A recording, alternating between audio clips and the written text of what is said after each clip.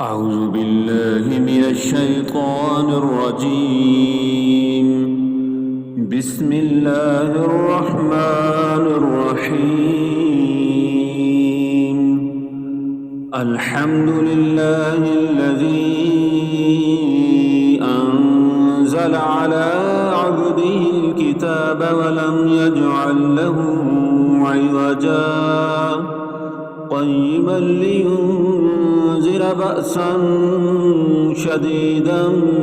من لدنه ويبشر المؤمنين الذين يعملون الصالحات أن لهم أجرا حسنا ماكثين فيه أبدا وينذر الذين قالوا اتخذ الله ولدا ما لهم به من علم ولا لآبائهم كبرت كلمة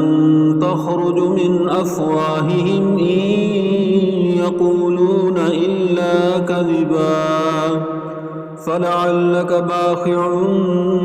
نفسك على آثارهم إن لم يؤمنوا بهذا الحديث أسفا إنا جعلنا ما على الأرض زينة لها لنبلوهم أيهم أحسن عملا وإنا لجاعلون ما عليها صعيدا جرزا أم حسبت أن أصحاب الكهف والرقيم كانوا من آياتنا عجبا إذ أوى الفتية إلى الكهف فقالوا ربنا آتنا من لدنك رحمة وهيئ لنا من أمرنا رشدا فضربنا على آذانهم في الكهف سنين عددا ثم بعثناهم لنعلم أي الحزبين أحصى لما لبثوا أمدا نحن نقص عليك نبأهم بالحق إنهم فتية آمنوا بربهم وزدناهم هدى وربطنا على قلوبهم إذ قاموا فقالوا ربنا رب السماوات والأرض لن ندعو من دونه إلها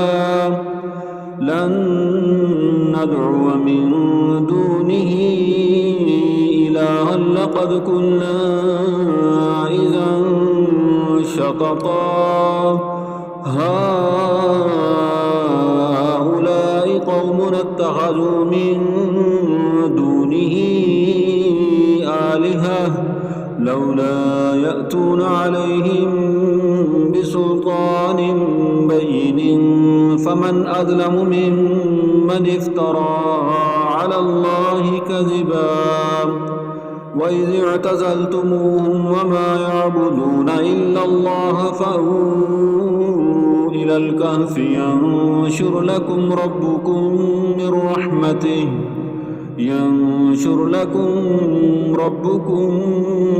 رحمته ويهيئ لكم من أمركم مرفقا وترى الشمس إذا طلعت تزاور عن كهفهم ذات اليمين وإذا غربت تقرضهم ذات الشمال وهم في فجوة منه ذلك من آيات الله من يهد الله فهو المهتد ومن يضلل فلن تجد له وليا مرشدا وتحسبهم أيقاظا وهم رقود ونقلبهم ذات اليمين وذات الشمال وكلبهم باسط ذراعيه بالوصيد لو اطلعت عليهم لوليت منهم فرارا ولملئت منهم رعبا وكذلك بعثناهم ليتساءلوا بينهم قال قائل منهم كم لبثتم قالوا لبثنا يوما أو بعض يوم قالوا ربكم أعلم بما لبثتم فابعثوا أحدكم بورقكم هذه إلى المدينة فلينظر أيها أزكى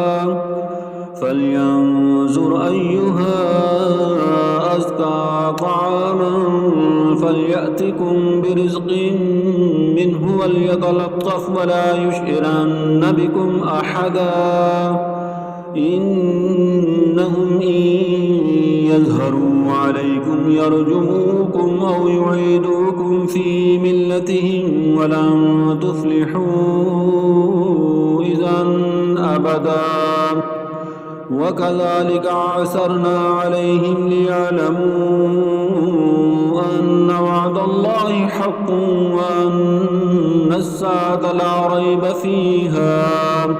إذ يتنازعون بينهم أمرهم فقالوا بنوا عليهم بنيانا ربهم أعلم بهم قال الذين غلبوا على أمرهم لنتخذن عليهم مسجدا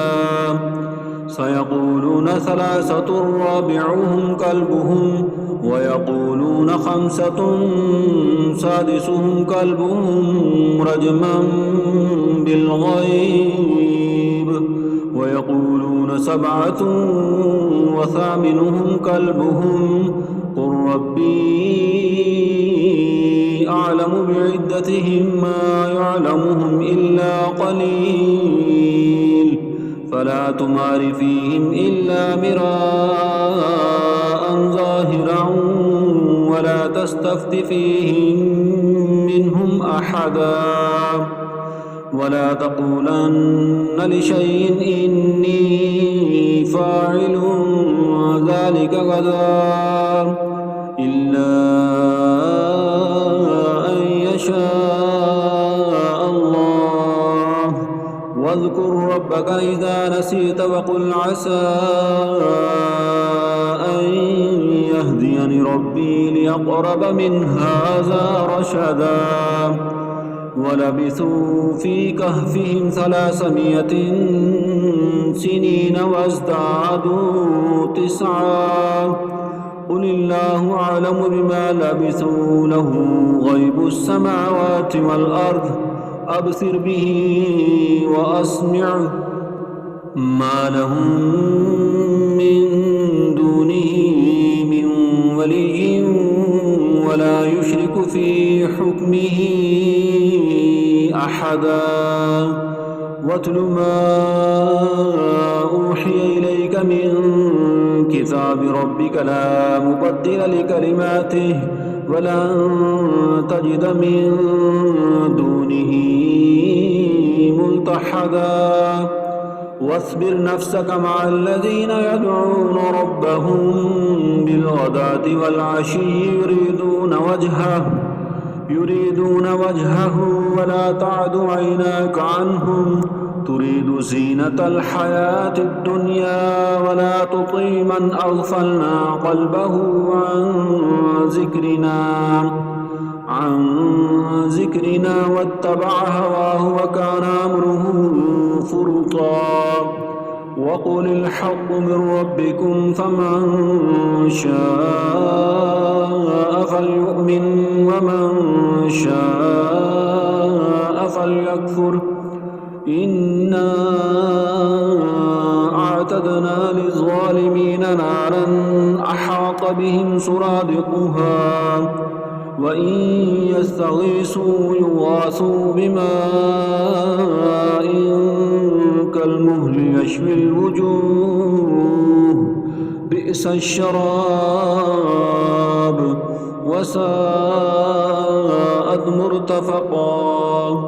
إن الذين آمنوا وعملوا الصالحات إنا لا نضيع أجر من أحسن عملا أولئك لهم جنات عدن تجري من تحتهم الأنهار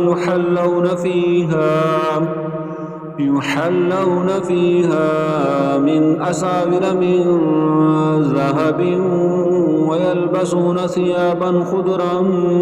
من سندس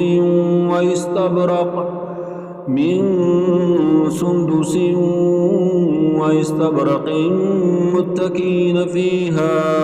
على الأرائك نعم الثواب وحسنت مرتفقا واضرب لهم مثل الرجلين جعلنا لأحدهما جنتين من أعناب وحففناهما بنخل وجعلنا بينهما زرعا كلتا الجنتين آتت أكلها ولم تظلم منه شيئا وفجرنا خلالهما نهرا وكان له ثمر فقال لصاحبه وهو يحاوره أنا أكثر منك مالا وأعز نفرا ودخل جنته وهو ظالم لنفسه قال ما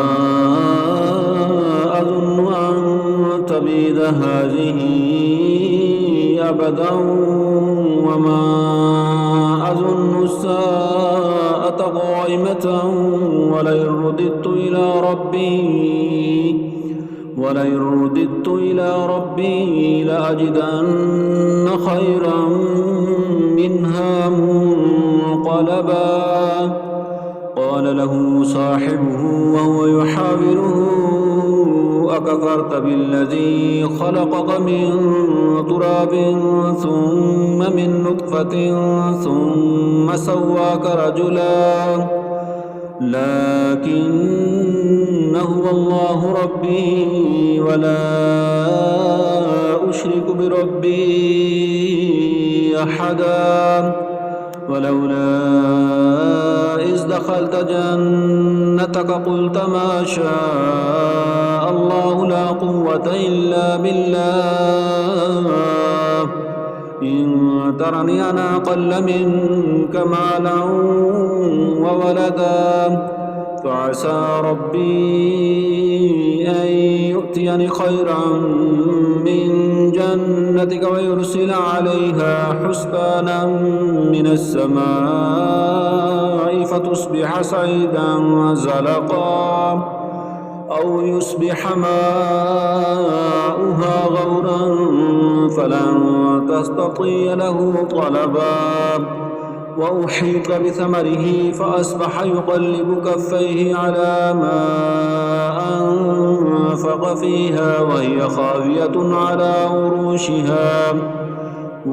خاوية على عروشها ويقول يا ليتني لم أشرك بربي أحدا ولم تكن له فئة ينصرونه من دون الله وما كان منتصرا هنالك الولاية لله الحق هو خير ثوابا وخير عقبا واضرب لهم مثل الحياة الدنيا كماء إن أنزلناه من السماء فاختلط به نبات الأرض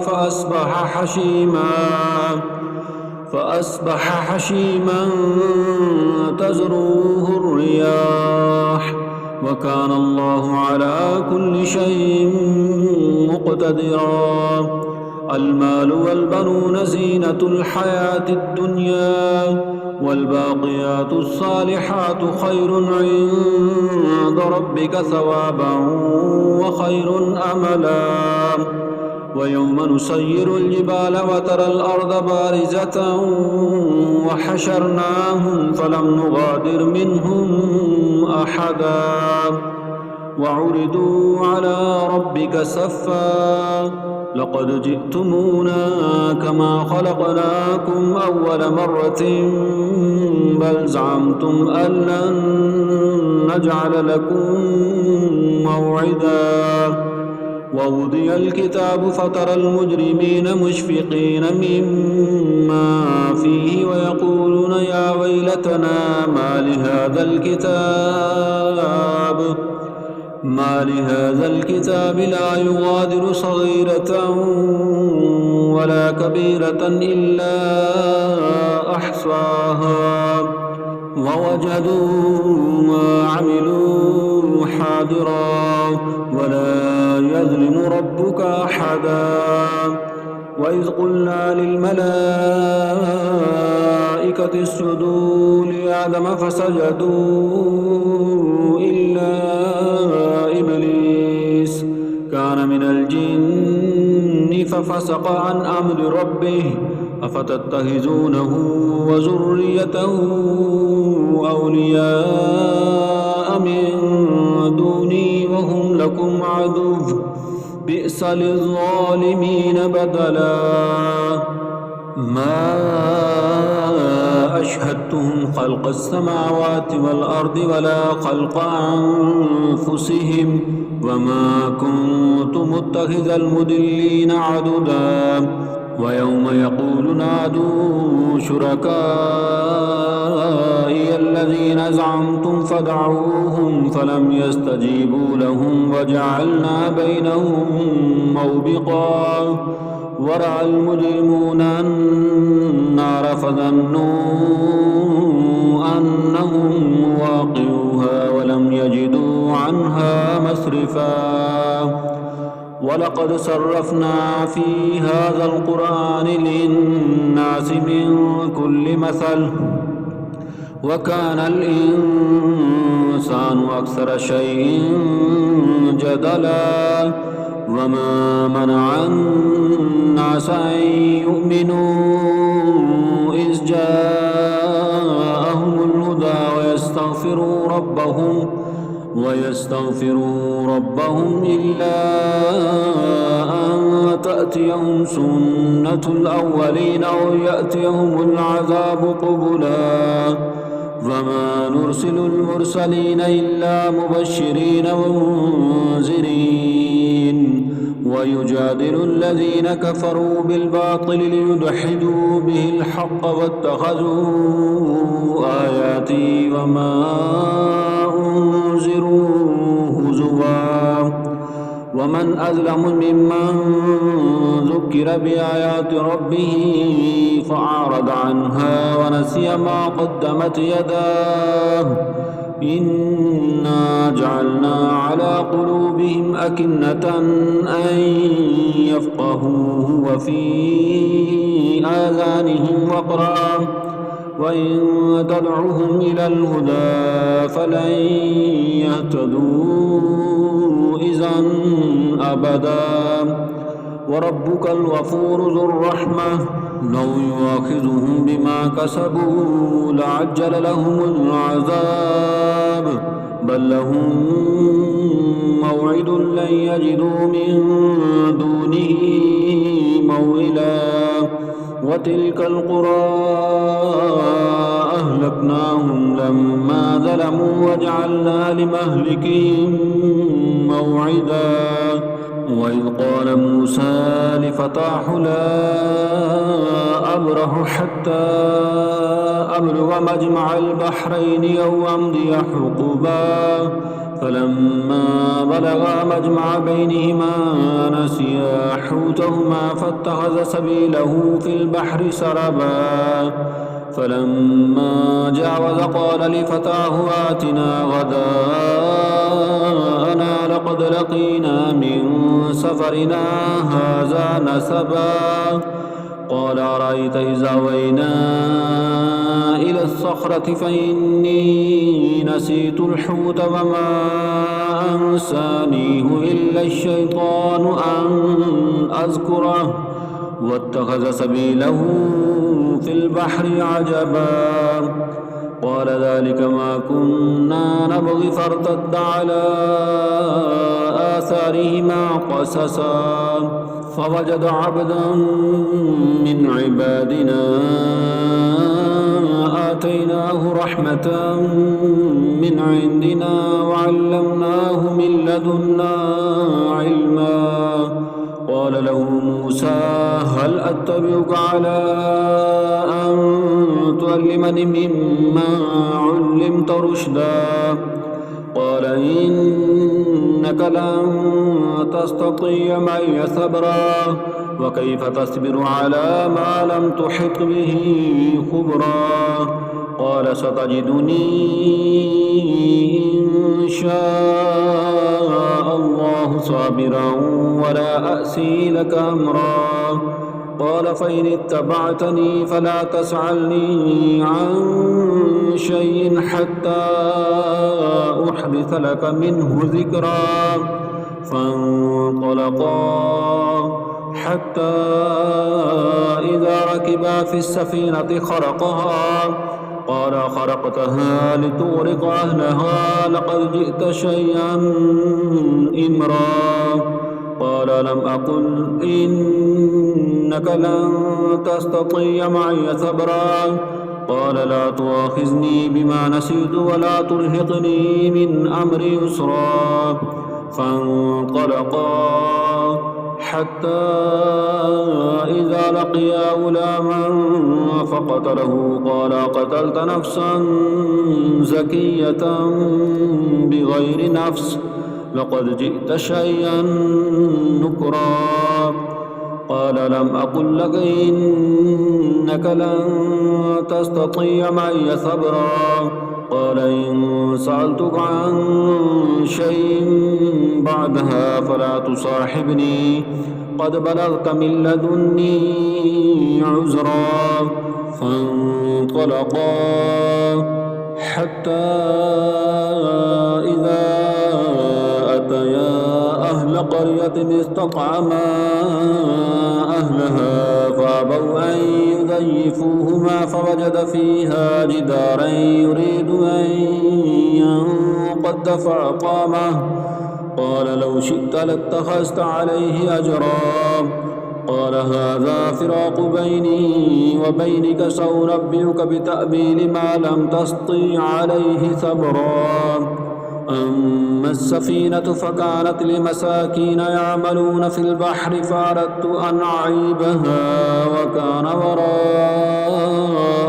ملك يأخذ كل سفينة غصبا وأما الغلام فكان أبواه مؤمنين فخشينا أن يرهقهما طغيانا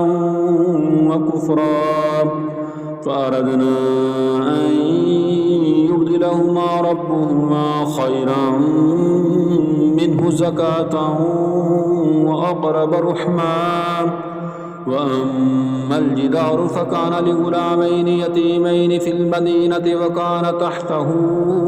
كنز لهما وكان أبوهما صالحا فأراد ربك أن يبلغا أشدهما ويستخرجا كنزهما رحمة من ربك وما فعلته عن أمري ذلك تأويل ما لم تسطع عليه صبرا ويسألونك عن ذي القرنين قل سأتلو عليكم منه ذكرا إنا مكنا له في الأرض وآتيناه من كل شيء سببا فأتبع سببا حتى إذا بلغ مغرب الشمس وجدها تغرب في عين حمية ووجد عندها قوما قلنا يا ذا القرنين إما أن تعذب وإما أن تتخذ فيهم حسنا قال أما من ظلم فسوف نعذبه ثم يرد إلى ربه فيعذبه عذابا نكرا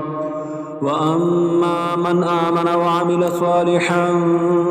فله جزاء الحسنى وسنقول له من أمرنا يسرا ثم أتبع سببا حتى إذا بلغ مطلع الشمس وجدها تطلع على قوم لم نجعل لهم من دونها سترا كذلك وقد أحطنا بما لديه خبرا ثم أتبع سببا حتى إذا بلغ بين السدين وجد من دونهما قوما لا يكادون يفقهون قولا قالوا يا ذا القرنين إن يعجوج ومأجوج مفسدون في الأرض فهل نجعل لك خرجا على أن تجعل بيننا وبينهم سدا قال ما مكني فيه ربي خير فاعينوني بقوة أجعل بينكم وبينهم ردما آتوني زبر الحديد حتى إذا ساوى بين الصدفين قال انفخوا حتى إذا جعله نارا قال آتوني أفرغ عليه قطرا فما استطاعوا أن يظهروا وما استطاعوا له نقبا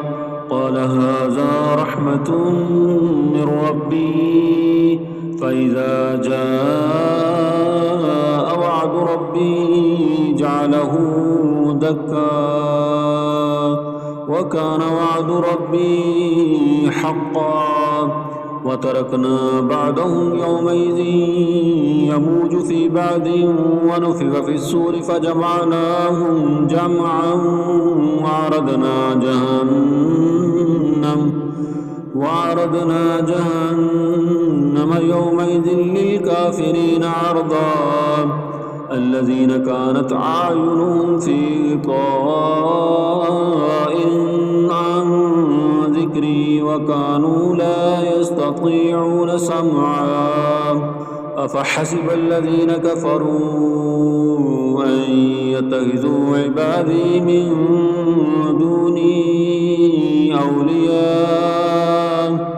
إنا أعتدنا جهنم للكافرين نزلا قل هل ننبئكم بالأخسرين أعمالا الذين ضل سعيهم في الحياة الدنيا وهم يحسبون أنهم يحسنون صنعا أولئك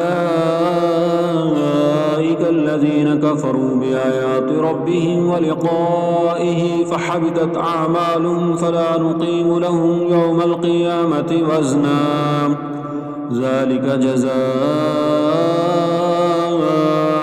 جهنم بما كفروا واتخذوا آياتي ورسلي هزوا إن الذين آمنوا وعملوا الصالحات كانت لهم جنات الفردوس نزلا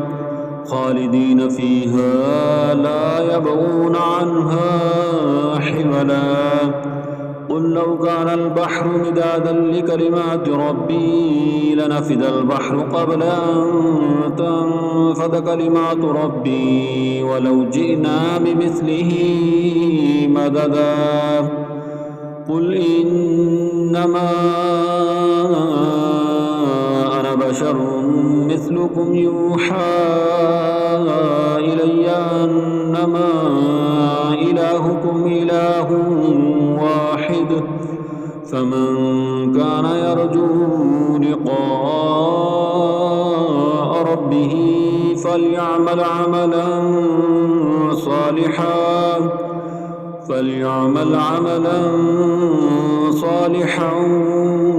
ولا يشرك بعبادة ربه